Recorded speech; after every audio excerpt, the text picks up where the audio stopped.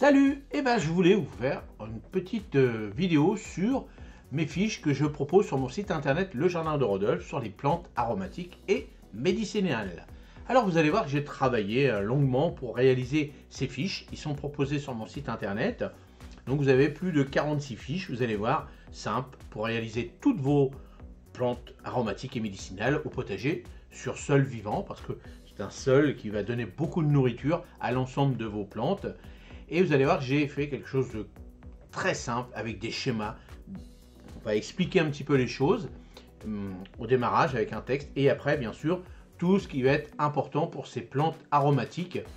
Donc toutes celles qu'on peut cultiver, alors il y en a encore des centaines bien sûr, mais déjà voilà toutes celles qu'on connaît bien sûr dans nos régions. Et vous allez voir que c'est des fiches très pratiques, on peut les sortir.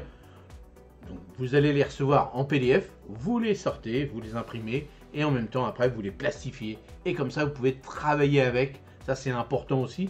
Parce qu'un petit bouquin c'est bien, très bien un petit bouquin. On prend son temps, on est soit dans le jardin, une belle journée ensoleillée, avec un petit apéritif et autres, donc là il n'y a pas de souci. Mais pour travailler, après pour planter, pour savoir comment on peut faire avec la culture et tout, c'est pas facile de tenir son petit bouquin, de dire bon voilà, alors des fois on peut, mais avec une petite fiche plastifiée, je peux vous dire que c'est très simple. Et ces fiches, vous pouvez les garder à vie et les transmettre après sans problème. Alors on va démarrer, donc déjà, donc là, bon bien sûr, je vous explique un petit peu.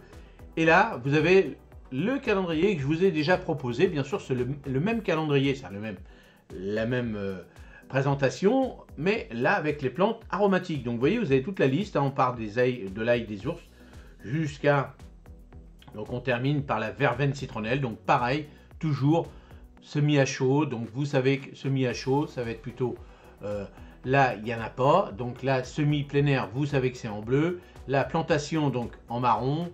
Les récoltes, là vous avez en vert. Et la conservation, donc là on les conserve pas ou très peu. Mais vous voyez sur les autres, par exemple, là, la conservation, l'oignon rocambole, bon, on peut conserver ça de septembre, octobre, novembre, décembre. Mais bien sûr, pour la conservation, je vous expliquerai un petit peu, là, les divisions, les boutures en noir, comment il faut faire aussi pour la conservation. Mais laisse surtout la conservation facile. Après, il y a des transformations, on va dire, mais ça, je vais vous montrer comment on peut faire sur ces fiches. Alors, par exemple, là, voilà, comment se comporte, comment je vous propose ces fiches, donc toutes celles...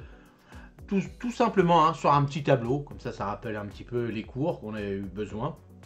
Et là vous avez l'ail des ours.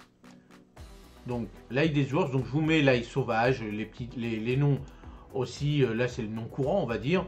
Donc plante aromatique bulbeuse et médicinale d'Eurasie, donc ça vous indique un petit peu. Alors on pourrait continuer à blablater dessus, mais là j'ai essayé de concentrer un petit peu tout ce qu'on devait savoir rapidement. C'est ce que je veux moi, c'est surtout apprendre rapidement. Et pas, voilà, si vous voulez vraiment la littérature complète sur l'ail des ours, on peut faire un bouquin complet dessus. Mais là, c'était vraiment pour la culture. Comment on fait, on en veut à la maison, après comment on peut faire pour les garder, tout ça. Donc ça, c'est important. Donc premièrement, donc, je vous montre les fleurs. Feuillage, donc je vous dis comment il est, les caducs. Et après, bon, alors je vous montre un petit peu. Donc, si on lit l'ail des ours aime la compagnie des plantes de sous-bois, il disparaît complètement 2 mois après la floraison, il ne reste plus que les bulbes en terre. Donc voilà, ce qui va se passer c'est ça. L'ail des ours, lui, faut faire attention. Donc généralement en fonction des régions, ça peut démarrer de mi-janvier jusqu'à fin mai, mi-avril, ça dépend des régions à peu près. Mais on va dire à peu près pendant 2-3 mois vous avez du feuillage, donc c'est à ce moment là qu'il va falloir le récolter et puis là le transformer parce que la conservation, là on va pas pouvoir le conserver, donc on va faire des conserves, des choses comme ça, on a fait pas mal de choses avec, mais ça c'est encore autre chose, c'est des recettes bien spécifiques qu'on pourrait faire aussi un ensemble de fiches là-dessus, mais là on pourra voir ça un peu plus tard. Donc vous voyez les petits crobards, tout ça, vous allez retrouver tout ça en fin des fiches pour vous expliquer à quoi ça correspond.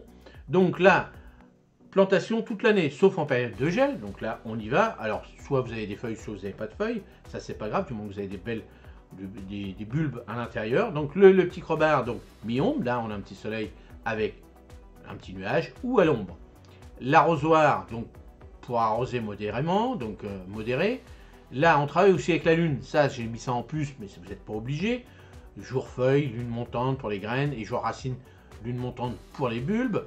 Plante vivace, donc bulbeuse de 30 cm, donc ça vous permet de savoir à quoi ça correspond. Ça veut dire qu'en règle générale, les plantes aromatiques, c'est des plantes vivaces, en règle générale.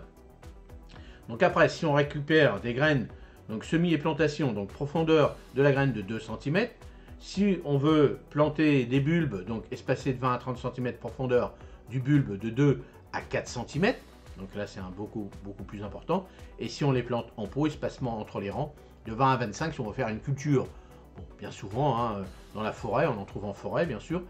Donc c'est pour ça que je vous mets le sol sous-bois, frais et ombragé. Donc là on pense forêt, le même sol, hein, voilà, en sachant que, on va dire à peu près de 8 à 9 mois dans l'année à peu près, il n'y aura pas de feuillage. Donc bien ce qui se passe en forêt, après il y a des fougères ou des choses comme ça qui les protègent, parce que l'ail des ours n'aime pas le soleil direct. Donc si vous avez ce genre de plantation et il n'y a pas d'humidité, un peu d'humidité dans le sol tout le reste de l'année, ça ne va pas le faire. Les bulbes vont sécher, puis vous allez les perdre. Donc il faut un sol de forêt. Donc après, je vous explique un petit peu avec la petite abeille, hein, plante mellifère. On l'utilise en tisane, en cuisine, hein, on fait des pestos d'ail des ours, c'est super bon.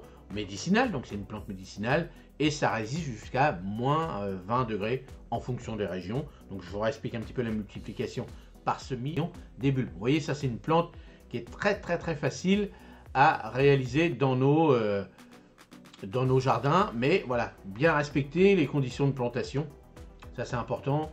Sol de forêt, mi-ombre, hein, donc là on va attendre que ça revienne. Donc là on a fini pour ça, le thym officinal, vous voyez vraiment, donc on avait dit, hop, on finissait par la verveine. Voilà, on va finir par la verveine pour vous montrer un petit peu. Donc vous voyez, j'ai fait un petit truc plein de couleurs, plein de... Voilà, c'est important aussi d'avoir des petites fiches un petit peu colorées et pas ternes. Donc vous voyez, donc la verveine citronnelle, plante aromatique arbustive et médicinale d'Amérique du Sud. Je vous donne les bases. Plantation à l'automne et au printemps, donc ensoleillé. Hein. Arrosage modéré, jour-feuille, lune descendante pour la plantation. Petit arbuste de 1 mètre à 3 mètres, de 1 à 3 mètres en fonction des régions. Feuillage caduc. Plantation du godet au niveau du sol, donc hop, on plante, espacé de 80 à 100 parce que ça fait quand même quelque chose d'assez grand quand même, donc espacement entre les rangs 80 à 100 aussi, si vous voulez en planter plusieurs, mais déjà quand on a un beau pied, voire deux beaux pieds, c'est déjà pas mal, en sol léger, parce que c'est une plante qui adore le soleil, et puis après, vous voyez, hop, la verveine citronnelle aime les emplacements ensoleillés et abrités des gels en hiver, donc bien souvent dans certaines régions, on va mettre un voile d'hivernage dessus pour la protéger, et puis après je vous explique. Donc ça éloigne les moustiques, hein, cette odeur de citron, des huiles essentielles, on fait des tisanes, des liqueurs et des boissons, en cuisine on l'utilise, médicinal. Ça résiste jusqu'à -5 en fonction du sol et on la bouture, donc plutôt en bouturage. Alors dans certaines régions elle peut fleurir, mais c'est très rare quand même chez nous, donc c'est mieux en bouturage. Je vous ai déjà fait des vidéos, vous pouvez les revoir, comment bouturer la verveine. C'est assez facile, hein, la verveine citronnelle est assez facile à bouturer, ça marche bien, donc il n'y a pas de souci de ce côté-là. Mais c'est une plante magnifique, hein, vraiment on fait énormément de choses avec. Hein.